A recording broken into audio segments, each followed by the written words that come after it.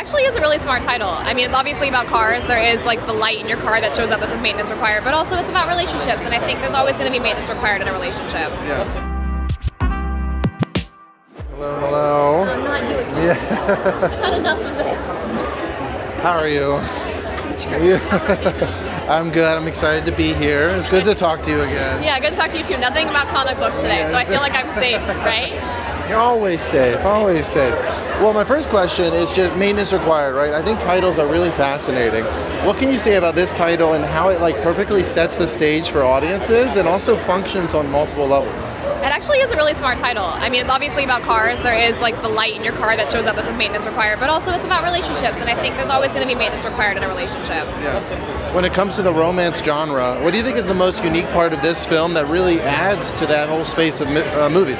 Honestly, I think what makes this movie unique is that usually you would see these gender roles swapped where like the guy doesn't want the relationship, he's obsessed with cars and he's like caught up in his head, but here Charlie is like so caught up in work and using it as a defense mechanism in a way that you would usually see the roles opposite. Now I know it's obviously your job to connect with the character in all the ways, but what would you say did you connect with like the most with this character? I think like Charlie's like kind of hard exterior and soft interior is very similar to me. Yeah. Well, thank you so much, and I look forward to seeing it with everyone in the room. Thank you. My first question just for you is maintenance required, right? When it comes to that title, how does that set up expectations for audiences in such a great way, and how does it work on multiple levels? It's just such a fun movie, man. I think this movie is all about hope and vulnerability also as well. Stepping out from behind the camera screen and chasing love in real life. So, yeah, love is for the bold, for sure. Yeah. Now, when it comes to the romance genre, right, what would you say is the most unique part of this film that it kind of adds to that space of movies? Yeah, I think the unique thing about this is, it kind of flips the whole man-woman genre on its head, because usually, it's not quite set up like that. But in our case, Beau is the one chasing Charlie and yearning for her. I'm like, bring back the yearners, man. Bring back the 90s R&B, Jodeci, Boys to Men type yearning, silk shirts in the rain, outside their house, singing. I do want to take a moment and ask you a quick off-topic question. You were going to be in Batgirl. Yeah.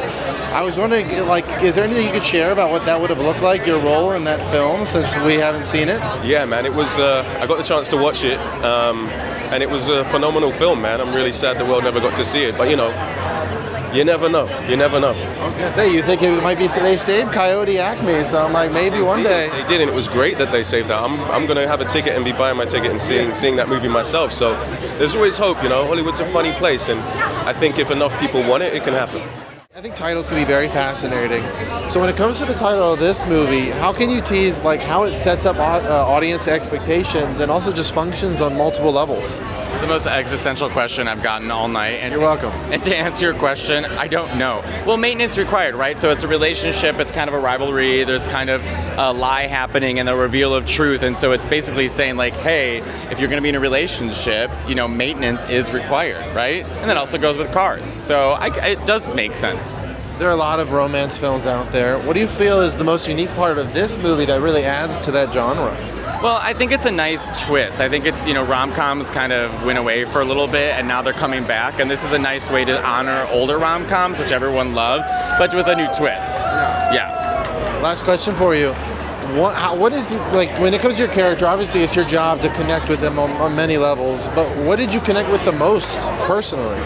Probably the fact that I had to be around plants and I know nothing about plants too. And so it was a good learning experience to be with plants. No, honestly, for me it was nice to just bring my comedic sensibility to the movie and have fun and play off other actors, and that part was probably it for me.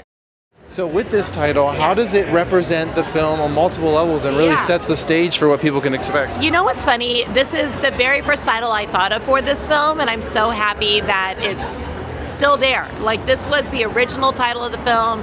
It is what is going to be on Amazon Prime, which means so much to me.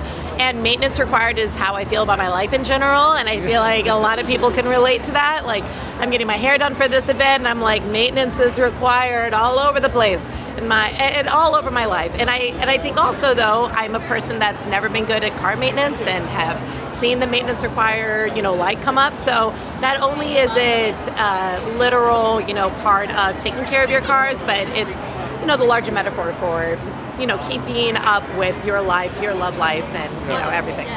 Now, when it comes to the romance genre, as a whole, what do you feel is the most unique element of this film that it kind of adds to that space of film? Yeah, I was really excited to write Charlie as a girl that wasn't actively out there looking for love. Charlie's really empowered and really happy with her life, and she's not out there looking for somebody. Like, even when they're kind of coming for her, she's like, I don't know if I need that. My life is full. I have what I need. And so I think it's a new, fresher perspective on where women are at and if they're pursuing the thing that they love.